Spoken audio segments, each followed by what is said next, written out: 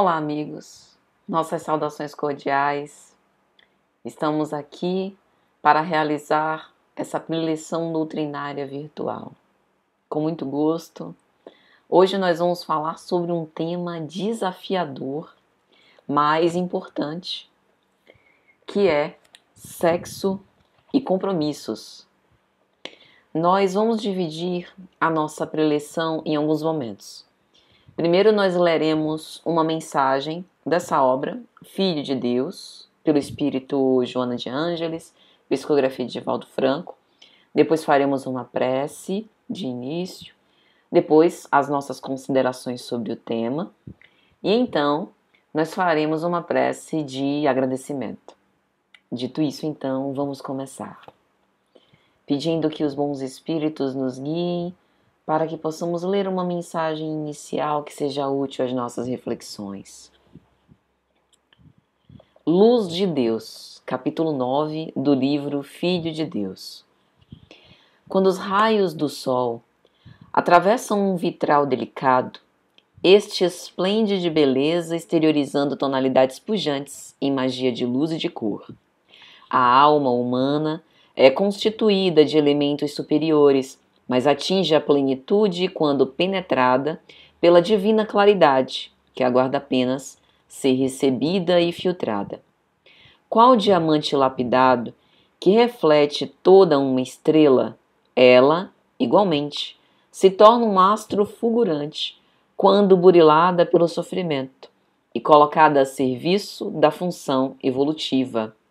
Necessitas entender que o teu progresso espiritual é de emergência e o estás retardando em razão das coisas de pequena monta a que te encadeias. Os grandes obstáculos desafiadores levam o viajante à reflexão, na forma pela qual os pode superar. Entretanto, os cardos e pedregulhos do caminho, que parecem insignificantes em ferindo-lhes os pés, impedem-lhe o avanço. Permeia-te da divina luz e clareia os recantos escuros da tua vida, em que se alojam o ciúme, a mágoa, a inveja, a preguiça e outras imperfeições injustificáveis. Criado para a glória estelar, és um cosmo em miniatura, saindo da nebulosa incandescente das paixões. Gravita em harmonia sob a ação do pensamento de Deus, sem te deslocares da rota. A força de atração do amor leva todos a ele. Irradia com todo o teu ser, vestido de tal forma com essa luz que nenhuma sombra remaneça escondida no teu sentimento. Ela alcançará o teu próximo e brilhará no mundo.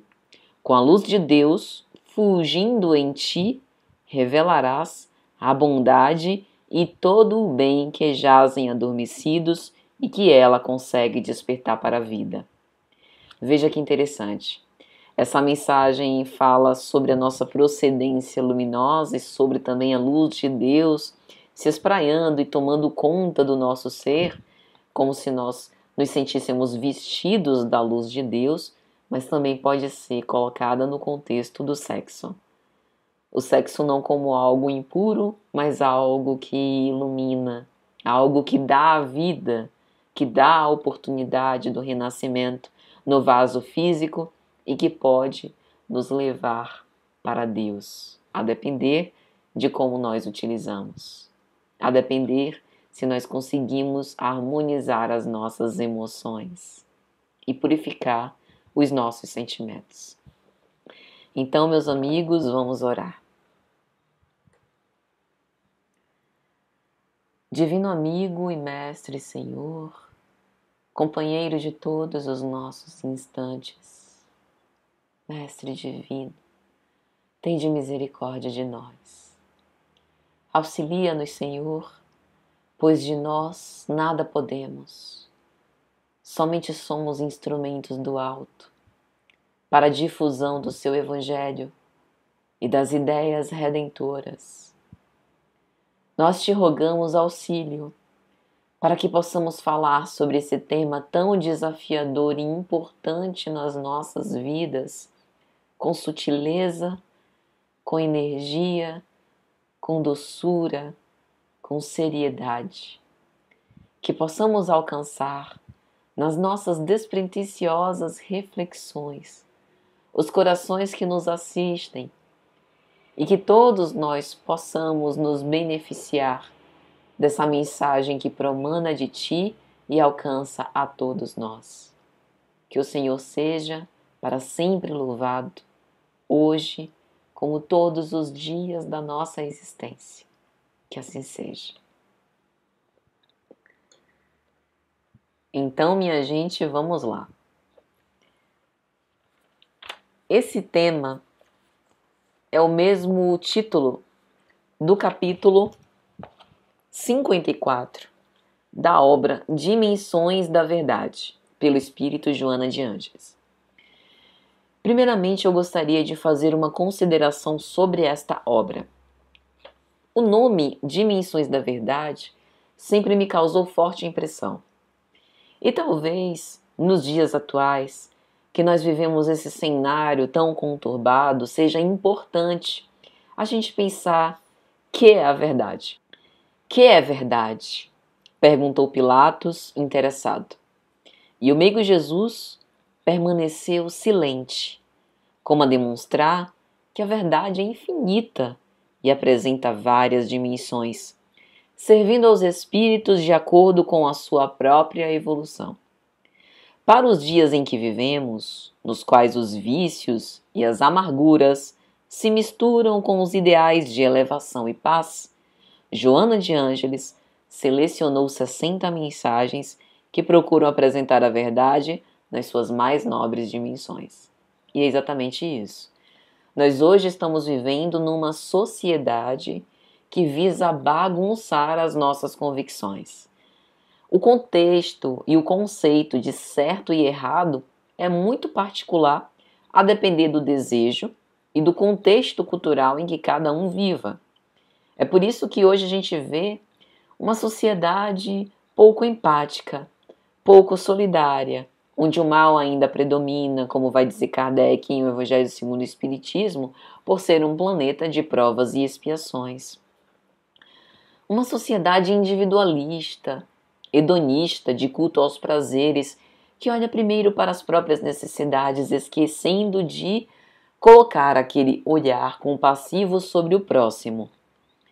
E, invariavelmente, nesse atual estágio evolutivo, nós todos buscamos sempre carregar a toga de juiz e dizer que a nossa é a verdade, como se algum de nós, nesse atual estágio, pudesse bater no peito e dizer que a conhece.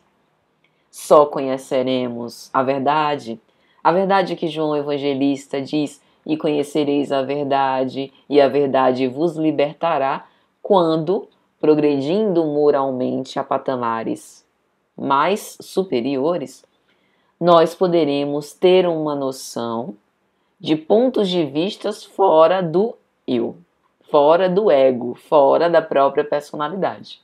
E é por isso que Jesus conhece a verdade. Devido à sua ascendência moral inquestionável, ele que já passou por todos esses processos humanos que nós estamos aqui claudicantes, errando e acertando, vem, como irmão mais velho, nos ensinar, mas não de forma direta, que é a verdade, de forma indireta, através dos seus ensinos parabólicos, sermões, diretos também, mas sobretudo através do seu exemplo.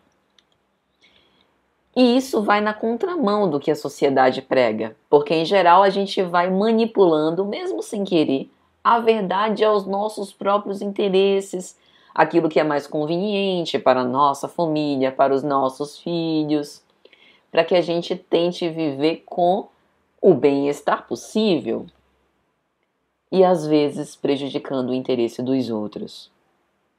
Cumprindo aquilo que é do nosso direito, mas às vezes ferindo o que é do direito do outro. Por isso esse livro é tão importante nesses dias. Porque como a gente ainda não tem noção ou condição de compreender toda a verdade, pelo menos capítulo a capítulo, nós vamos conhecendo uma das suas faces. E hoje nós vamos tentar aqui conhecer a face do sexo e dos compromissos do sexo. Em momento algum, nós vemos Jesus, durante o seu messianato, condenar o prazer. Aqui eu não faço referência ao prazer sexual. Eu faço referência ao prazer de culto ao belo. Porque a vida espiritual é uma vida de prazer. A grande questão em que muitas vezes nós nos equivocamos é a busca do prazer sem a responsabilidade por ele. Por exemplo, a vida em família pode ser uma fonte de muito prazer. As refeições feitas juntas, a educação dos filhos, as primeiras travessuras e brincadeiras dos nossos filhos, os momentos de cumplicidade e afetividade do casal, os momentos em que nós comemoramos as datas, batismo, aniversário, enfim, as bodas de casamento, tudo isso são momentos de prazer. A leitura em conjunto, a brincadeira em conjunto, o evangelho no lar, atividades que causam prazer. Mas o prazer provém da convivência. E essa convivência implica em assumir a responsabilidade por esses laços de afeto. A responsabilidade pelo papel que nós desempenhamos como pai, mãe, filhos, cônjuge, e honrar esse papel. A nossa sociedade atual tenta nos vender que o prazer pode ser feito ao seu próprio custo, às expensas de você ter que se preocupar com alguém. É por isso que Zygmunt Bauman fala das relações fluidas, em que no momento que me é conveniente, eu quero obter o meu prazer, utilizando o outro como objeto do meu desejo, e aí eu me faço de boa moça, seduzo, me aproximo. Quando eu obtenho o prazer que eu quero, eu descarto, repilo, repugno aquela pessoa. Então, o problema não é o prazer, mas sim a forma consciente, responsável, comprometida com que eu tenho a obtenção desse prazer. Não esquecendo da regra áurea de fazer ao outro o que eu gostaria que o outro me fizesse e de não fazer ao outro o que eu não gostaria que o outro me fizesse. Então a gente pode começar a reflexão de sexo em compromissos com a epístola de Paulo aos Romanos, capítulo 14, versículo 14. Eu sei e estou certo no Senhor Jesus que nenhuma coisa é de si mesma imunda, a não ser para aquele que a tem por imunda. É como se os nossos olhos estivessem viciados. É como se nós estivéssemos sujando aquilo que Deus criou como puro. No livro de Atos, há uma passagem que Simão Pedro sente fome e tem um sonho. E nesse sonho, desce uma espécie de toalha vinda do céu com uma grande diversidade de animais que nós temos sobre a terra. Dentre eles, as carnes que eram consideradas imundas pelo povo judeu. Pedro estava com fome, e a voz do céu diz: Pedro, imola e come. E ele se recusa, dizendo que não pode, porque aquilo é impuro. E a voz responde que Deus não há de ter criado nada que fosse impuro ou imundo. Que muitas vezes é o nosso coração que conserva essas impurezas. E que a gente está aqui justamente para trabalhar esse tipo de sentimento. O Espírito Emmanuel recortou esse trecho da epístola de Paulo aos Romanos e colocou no capítulo 94, intitulado Sexo, na sua obra Pão Nosso. E é muito interessante o raciocínio que Emmanuel faz. Ele diz que aquela época do cristianismo primitivo, quando Jesus esteve conosco, convivendo diretamente com as criaturas humanas, as grandes celeumas e discussões se faziam em torno do alimento, da mesa, do que era servido, a ponto de chegar a se definir alimento puro de alimento impuro. E aí Emmanuel vai dizer que hoje já não são mais essas as tricas com que a gente perde tanto tempo. E que talvez a alimentação já tenha superado esse tipo de diálogo, mas o sexo tem se tornado um dos motivos mais comuns de delinquência moral de todos nós. Invariavelmente, neste ponto, se nessa encarnação, para nós esse é um assunto tranquilo, que estamos muito bem equacionados, se nós formos compulsar a solidariedade das reencarnações, vamos ver que em algum momento deslizamos nesse aspecto. Por quê? Porque ele está diretamente relacionado ao prazer. E tudo que está relacionado com o prazer tem uma espécie de sutileza, de linha muito tênue do prazer para o vício, de fazer com que aquilo sirva para a manifestação mais pura e bela da alma humana, como seja também fonte de perigosas paixões. Então, Emmanuel vai falar que o sexo pode ser considerado um dos motivos mais sublimes da existência humana. E isso é muito interessante. Porque dizer que o sexo é um dos motivos mais sublimes da existência humana é atualizar essa definição. Porque ao longo dos tempos, nós vimos, com todo o respeito que a Igreja nos merece, a Igreja, principalmente na era medieval, demonizando inclusive a figura da mulher como objeto de pecado, como uma espécie de lembrança deste apetite sexual que invariavelmente todos nós temos, porque renascemos com a herança de nós mesmos e com uma determinada carga erótica.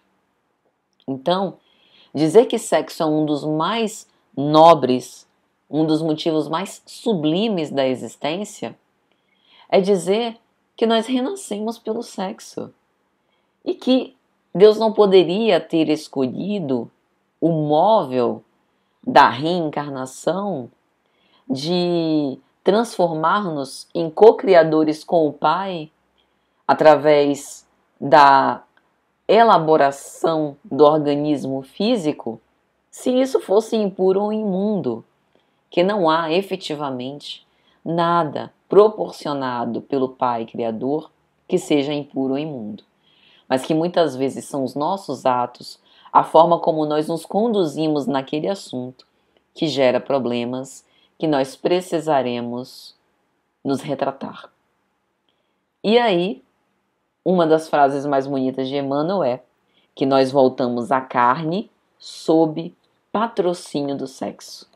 E isso é muito interessante. Porque, de fato, pouca gente a gente pensa sobre isso. Poucas vezes a gente pensa sobre isso. Não é que o sexo seja destinado apenas à procriação. Ele é fonte de prazer, desde que nós estejamos conscientes da responsabilidade afetiva e do compromisso que nós temos no momento de desenvolver e de desempenhar a atividade sexual. Não é por acaso que no período da tenra infância há uma espécie de velação dessa força sexual para fins do ato sexual. A sexualidade, ela é expressa de diversas formas. Essa libido, essa energia, que é fonte de energia psíquica, pode ser direcionada para outros pontos. E na infância é o que a gente vê. A criatividade das brincadeiras, o desenvolvimento da fantasia, o investimento que se faz para o estudo, a energia que a gente tem para trabalhar, para produzir, para ter novas ideias, para os exercícios de caridade, para poder ajudar-nos uns aos outros, para dialogar, para conversar, para construir. Sexo é criação. E a energia sexual, ela tem uma das aplicações que é o ato sexual. Mas a energia sexual, ela é fonte de criação. E talvez seja esse o sentido que Emmanuel diz, como algo de mais sublime da existência. É como se Deus tivesse nos concedido a oportunidade, este poder de que Ele nos investiu, de funcionarmos junto com Ele como co-criadores da sua obra. O que para nós deveria ser muito motivo de honra, de aproveitar essas oportunidades com responsabilidade. Mas como é que a gente faz isso? É o que a gente vai tentar conversar aqui. Já partindo para a obra Dimensões da Verdade, Joana de Ângeles inaugura o capítulo dizendo: o problema do sexo é invariavelmente o problema do espírito. O que ela quer dizer com isso? Imagino particularmente que cada um dá ao sexo a destinação que escolhe como espírito imortal que é.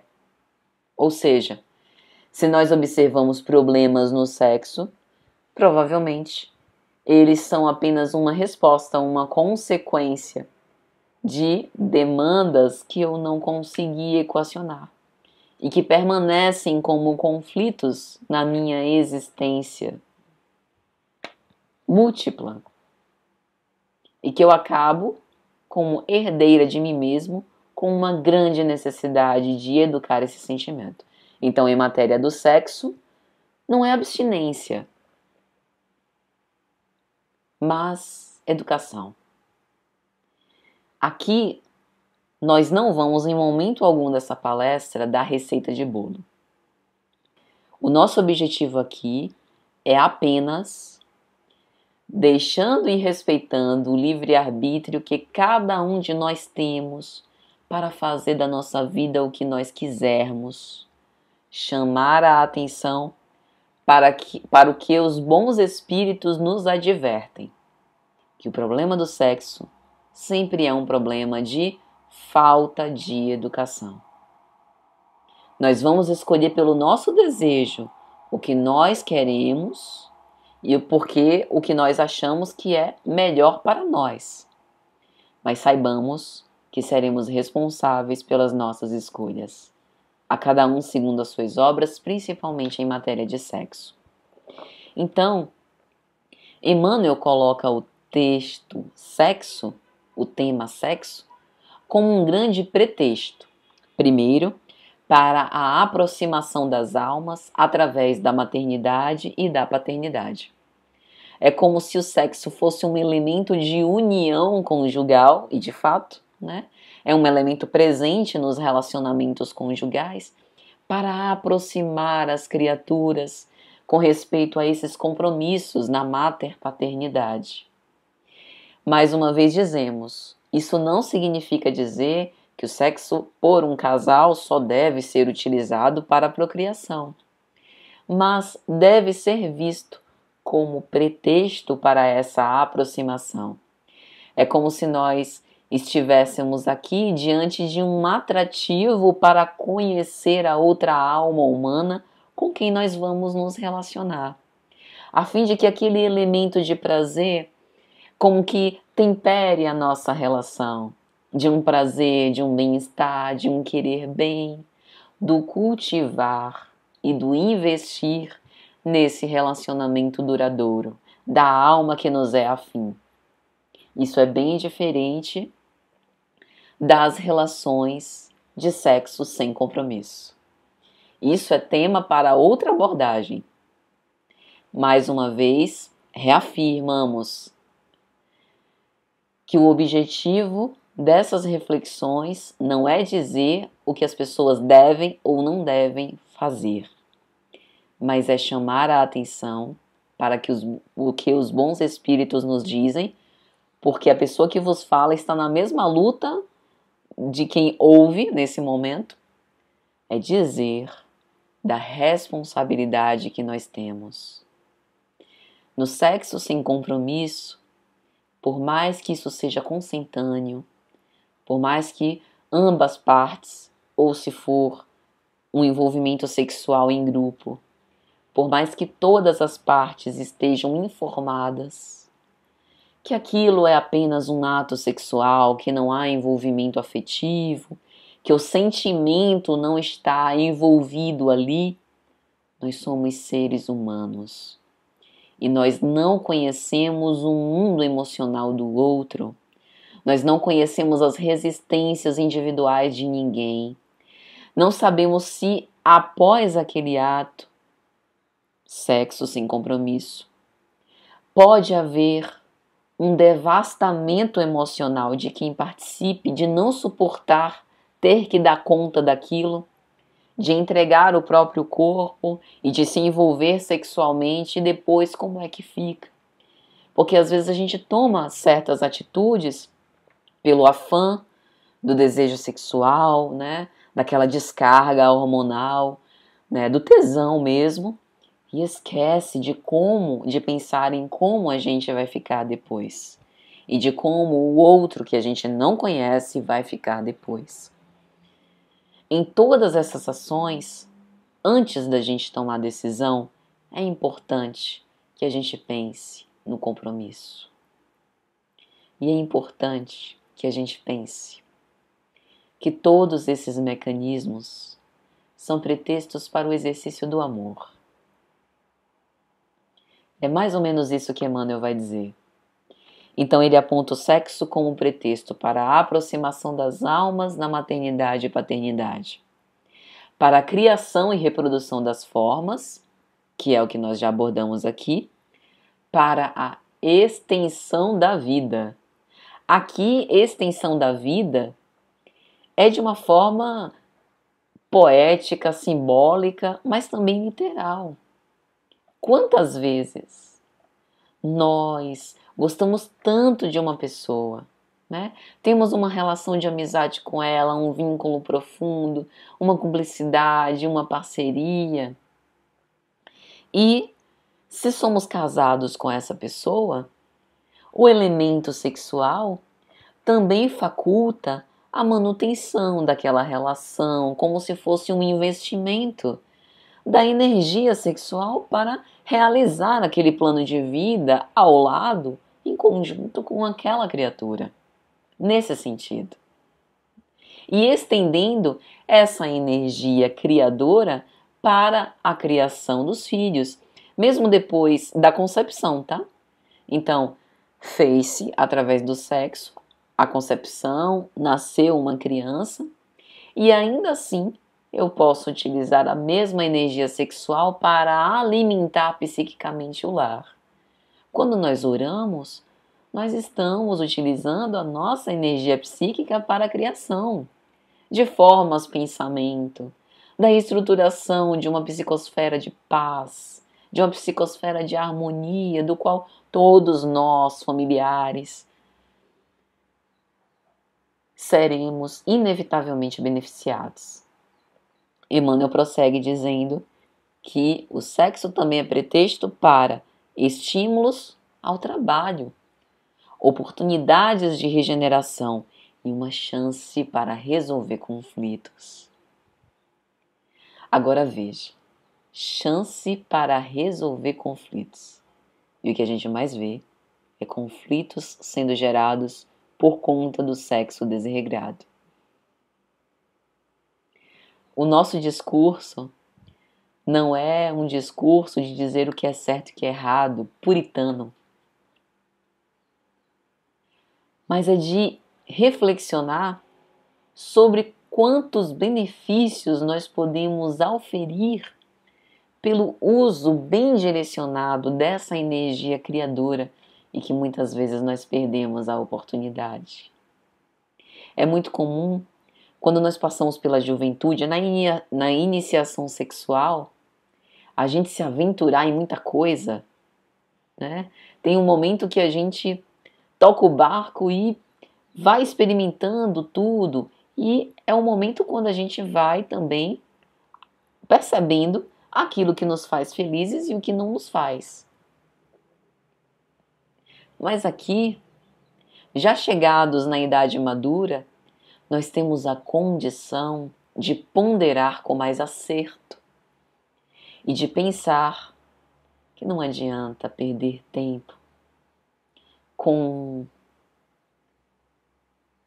esses investimentos do ato sexual sem a construção do afeto. Que, embora a sociedade chame de liberdade sexual, às vezes gera muita prisão, escravidão. E ao invés de nós usarmos um dos motivos mais sublimes da existência, como vai dizer Emmanuel, nós desenvolvemos uma forma de viciação, porque há também viciação sexual. Em todo o assunto, nós sempre seremos a soma de muitos. Em toda a nossa atividade, mentes se associam conosco. E não é que a gente precise pensar em algo angelical no momento do ato sexual, mas é entender que o propósito do qual nós estamos investindo a nossa energia criadora seja algo sumamente importante para o nosso bem-estar e felicidade como espíritos. Por isso que nós fizemos questão de dizer que não é apologia à abstinência. Tem que ser casto. Nós temos exemplos dentro da própria doutrina espírita de irmãos nossos veneráveis que optaram pela abstinência sexual. Divaldo Pereira Franco, Chico Xavier. Mas eles não fizeram isso com propósito de santidade. Inclusive, há uma questão em O Livro dos Espíritos que aborda exatamente esse assunto. Está lá na Lei de Reprodução. Item 698. O celibato voluntário é um estado de perfeição meritório aos olhos de Deus? Não. E os que vivem assim por egoísmo desagradam a Deus e enganam a todo mundo. Item 699. O celibato não é da parte de certas pessoas um sacrifício com o objetivo de se devotar mais inteiramente ao serviço da humanidade? Isso é bem diferente. Eu disse por egoísmo. Todo sacrifício pessoal é meritório quando é para o bem. Quanto maior o sacrifício, maior o mérito.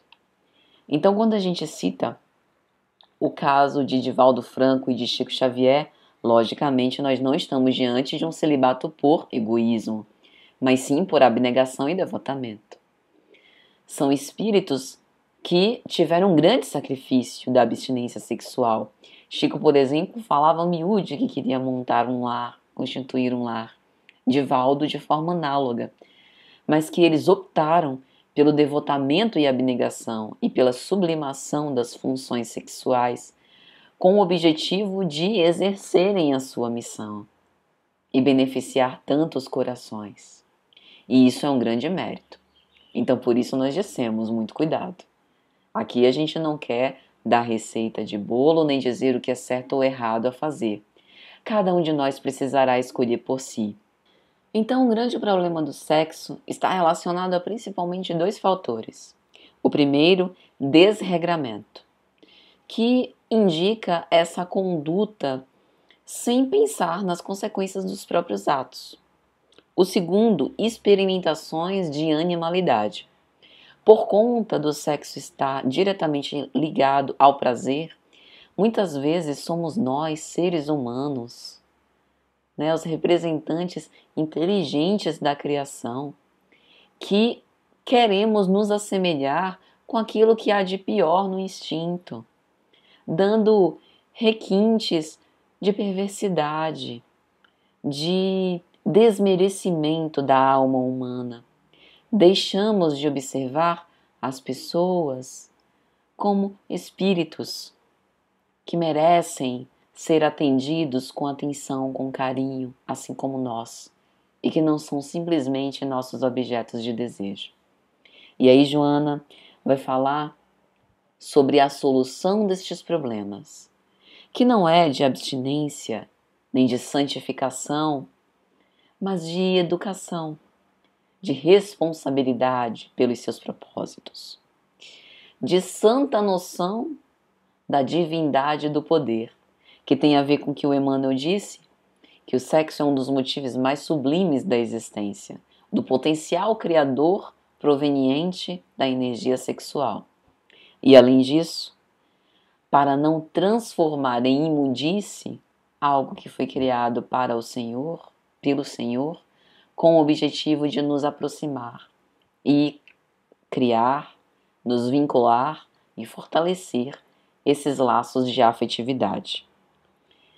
A reencarnação, sob o patrocínio do sexo, é, portanto, uma oportunidade de nós recuperarmos-nos moralmente, reaver velhos equívocos e, a partir de agora, construir um futuro melhor para nós e para aqueles que caminham junto conosco. É por isso que na lei de reprodução que nós conversamos aqui, antes dessa questão de celibato, tem uma questão sobre o casamento. Questão 695. O casamento, quer dizer, a união permanente de dois seres, é contrário à lei natural? É um progresso, dizem os espíritos, na marcha da humanidade. E na questão seguinte, qual seria o efeito da abolição do casamento na sociedade humana? O retorno à vida animal, que é exatamente isso que Joana vai falar sobre as experimentações da animalidade.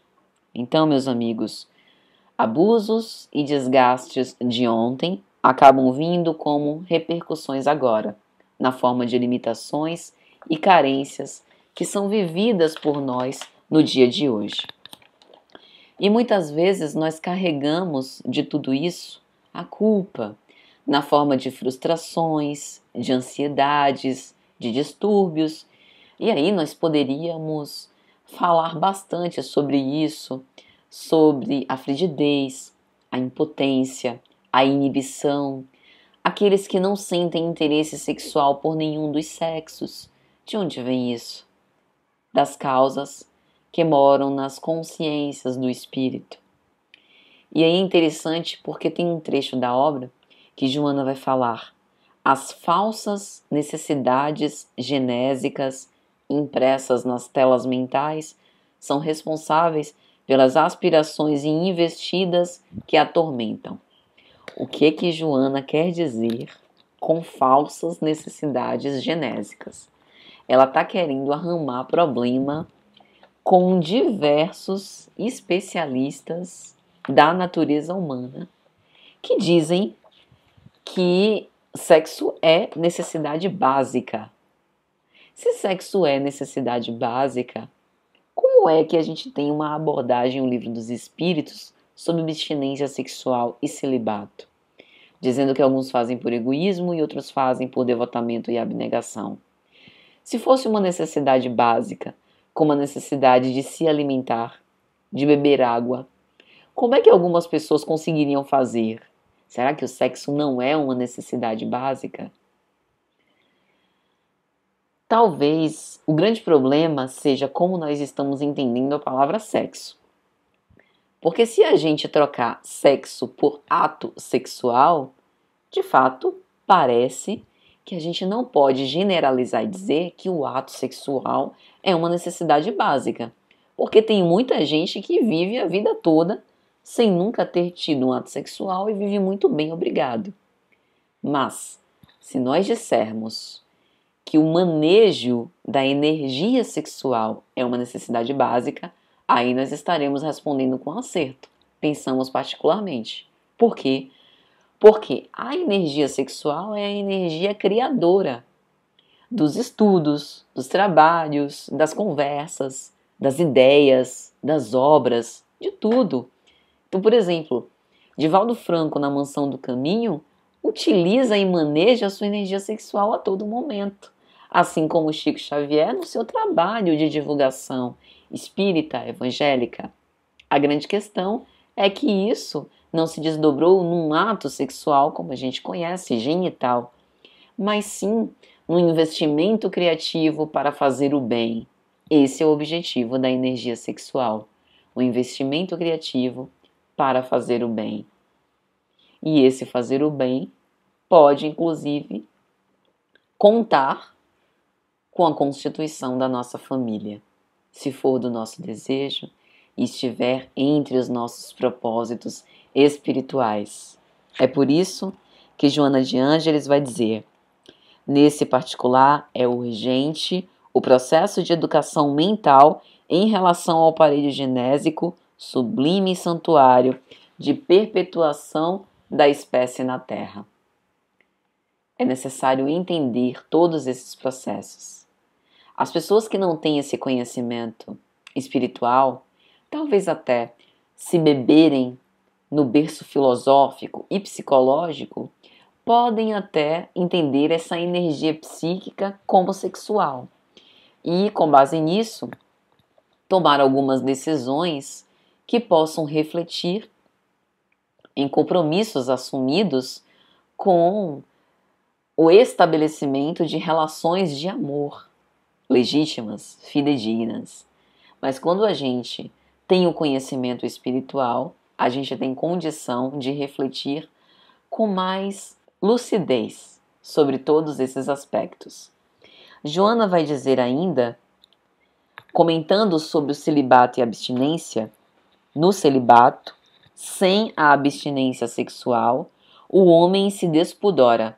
Na castidade, sem a educação moral, se desequilibra. E no abuso, se compromete. Então aqui Joana faz uma reflexão dizendo que o problema não é de quantidade, né? Não é de fazer ou não fazer, porque o grande erro foi demonizar o sexo, mas é de entender que a grande questão é de educação, é de compreensão do sublime ensinamento de que o sexo é portador e de praticar isso na nossa vida diária.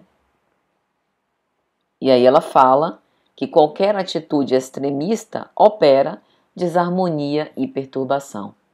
Por isso, nós não precisamos tomar nenhuma decisão extremada, mas fazer uma reflexão íntima sobre a forma como nós estamos nos conduzindo nesse setor.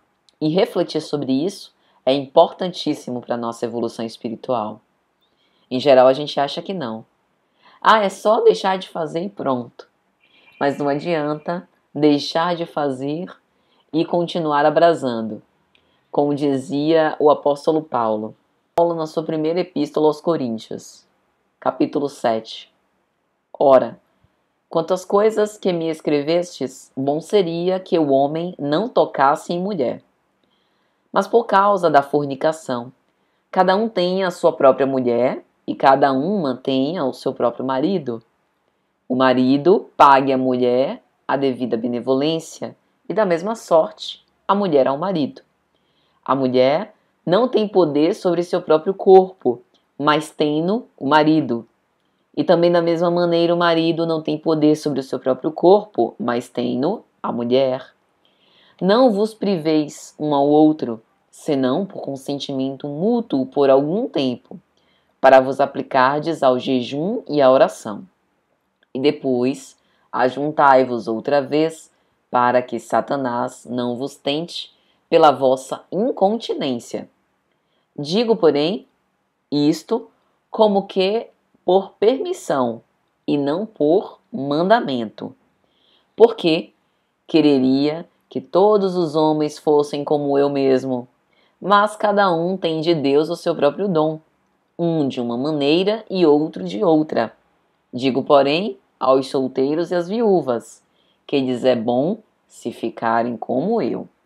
Mas, se não podem conter-se, casem-se, porque é melhor casar do que abrasar-se. Bom, essas palavras do apóstolo Paulo precisam ser muito bem explicadas para não dar confusão. Primeiro que o apóstolo Paulo escreve isso na epístola aos Coríntios. E aí a gente precisa entender qual é a conjuntura da época na cidade de Corinto. Paulo escreve as epístolas porque naquela época não tinha internet. Então ele precisava, ou queria, ou era requisitado para estar presente às igrejas e às sinagogas, mas ele não tinha condição de atender a todas. Então ele escrevia as epístolas. Por conta disso, ele escreve aos Coríntios. Corinto era uma cidade portuária que tinha muita movimentação de pessoas. E aí a gente imagina, com essa rotatividade de pessoas, a área do comércio, também havia muito apelo ao sexo descompromissado, às relações fortuitas, como a gente tem hoje. Quando a gente observa a cidade de Corinto, aquela época de Paulo, e olha para as nossas grandes metrópoles, não parece ter muita diferença, né? Então ele escreve aquilo e muitas vezes acusam Paulo injustamente de ser machista. E na verdade o que ele está fazendo é uma proteção à mulher. Porque observe que no mesmo contexto que ele diz que as mulheres não são donas dos seus corpos e quem é dono é o homem, ele também diz que os homens também não são donos dos seus corpos. A dona é o homem. Então, se ele fosse machista, ele puxaria apenas para um lado. Mas o sentido das palavras de Paulo não deve ser tomadas ao pé da letra. Aqui Paulo está falando de uma forma simbólica, tentando dizer o seguinte: olha, em matéria de satisfação do corpo com o prazer sexual, o homem não é responsável, a mulher é que é. É como se dissesse: tente posicionar todas as suas fantasias sexuais naquela que você escolheu, ou naquele que você escolheu, como cônjuge para a relação conjugal. Se você quiser realizar suas fantasias sexuais e colocar na prática todo o seu desejo através do ato sexual, escolha aquele ou aquela que você decidiu manter um laço de afeto profundo pelas vias do amor. E assim, cuidem-se um do outro. E se tiver algum momento em que vocês precisem focar em outras coisas e quiserem dar um tempo dos atos sexuais, que seja por acordo mútuo e por um determinado prazo de tempo. E aí, em toda essa parte da epístola, ele vai falando: mas eu estou aqui recomendando, sejam como eu. Vocês sabem a história de Paulo. Paulo foi apaixonado por uma única mulher, Abigail. Depois que houve o apedrejamento de Estevão, Paulo rompeu a relação, o noivado com Abigail. Abigail cai doente e em alguns meses morre. E a partir daquele momento, Paulo, que era casto, virgem, decide não se consorciar com mulher nenhuma, não realizar nenhum ato sexual. Para onde foi a sua energia sexual? Para o período em que ele promoveu uma das maiores redenções que nós já vimos um ser humano ser autor. Então, aqui ele está dizendo: eu não estou mandando ninguém fazer nada, é apenas como permissão, como recomendação. Mas se não conseguem ficar como eu, e aí ele dá o exemplo das viúvas e dos solteiros, né? Se não conseguem ficar como eu, casto, sozinho, né? Celibatário, um celibatário que não era por egoísmo, mas por abnegação, casem-se, porque é melhor casar do que abrasar-se, que é justamente a apologia que a gente tem no Livro dos Espíritos, do casamento. E aqui a gente não está falando da instituição do casamento, tá? Tem que casar na igreja, casar no cartório, tudo certinho, mas o casamento como a eleição de um cônjuge, de uma pessoa. Chame isso de namoro, de união estável, ajuntamento, como quiser, mas que seja um pretexto da constituição de um lar de amor, com filhos ou não. Isso fica na decisão individual e do casal.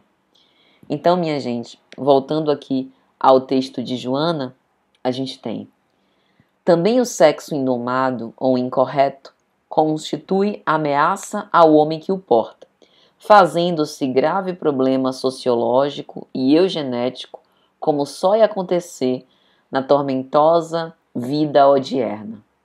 Ainda que optemos pelo sexo sem compromisso, que nós saibamos o que nós estamos fazendo. Muitos amigos espíritas se questionam sobre isso, né? Mas eu não consigo ficar que nem o apóstolo Paulo e eu ainda não encontrei ninguém para me casar. O que é que eu faço? Eu não ouso abrir minha boca para recomendar e sugerir nada. Cada um sabe de si. Mas a gente precisa, e esse é o objetivo da palestra, repito mais uma vez, a gente precisa refletir sobre os compromissos, né? E aí ela continua dizendo: causa de conflitos sem nome é o sexo em desalinho, a geratriz de muitas guerras de extermínio e dos crimes mais hediondos. Aqui Joana de Ângeles está falando algo surpreendente. Ela está dizendo que por trás desses grandes movimentos, Santa Inquisição, guerras mundiais, provavelmente a raiz de tudo isso tiveram origem lá atrás em causas de energia sexual, que como é uma energia criadora, também pode ser utilizada, se desvirtuada, para destruir. E ela, já finalizando o comentário, vai dizer: respeita no altar genésico da câmara física, em ti enclausuras no renascimento carnal, a excelsa concessão da divindade para a tua libertação santificante.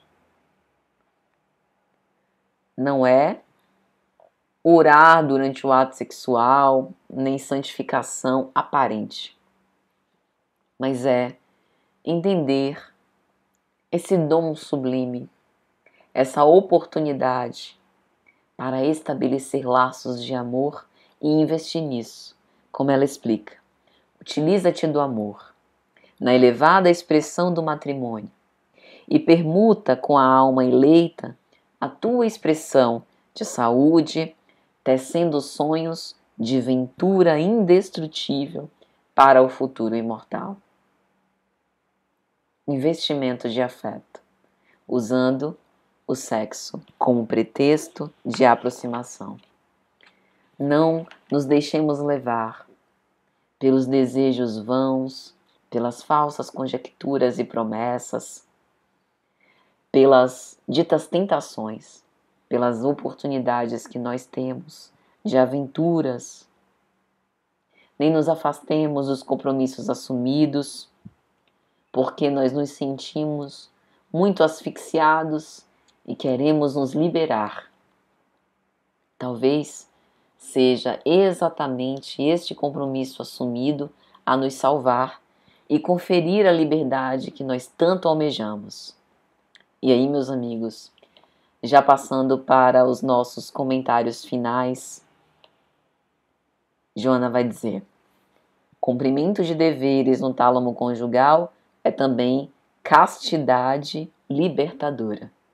Castidade aqui no sentido de dedicação integral àquela alma para a qual nós nos dedicamos e investimos a nossa energia criadora para formar uma relação de amor.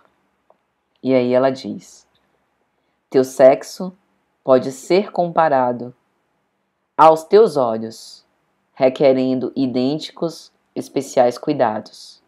Para que vejas, é necessário que o raio de luz fira a câmara óptica. Para que vivas equilibrado, servindo a Jesus, nas lides espíritas, deixa que os superiores estímulos do teu equilíbrio sexual, como luz de harmonia interior, aurida na dignidade evangélica que o Espiritismo restaure, atinjam a câmara da tua visão espiritual, oferecendo-te panoramas jamais antes imaginados, como libertação real e ascensão legítima a que aspiras. É necessário olhar para o sexo como nós olhamos para os olhos. Cuidar do sexo é necessário, cuidar do sexo como nós cuidamos dos nossos olhos. A gente não tem cuidado com os olhos para que não sejam expostos a demasiada luz.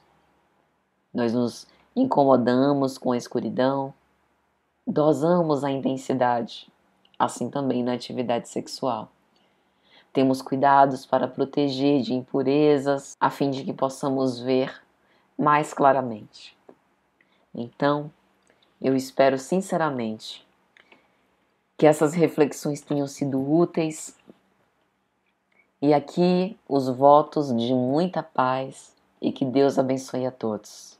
Vamos orar para agradecer. Divino Mestre, Pai de misericórdia sem fim, nós queremos te agradecer pelo suporte, pelo apoio, pela presença dos bons espíritos que estão aqui neste momento conosco e que sempre nos ajudam, fazendo com que as nossas dificuldades inúmeras possam ser superadas com o objetivo da transmissão da mensagem de Jesus.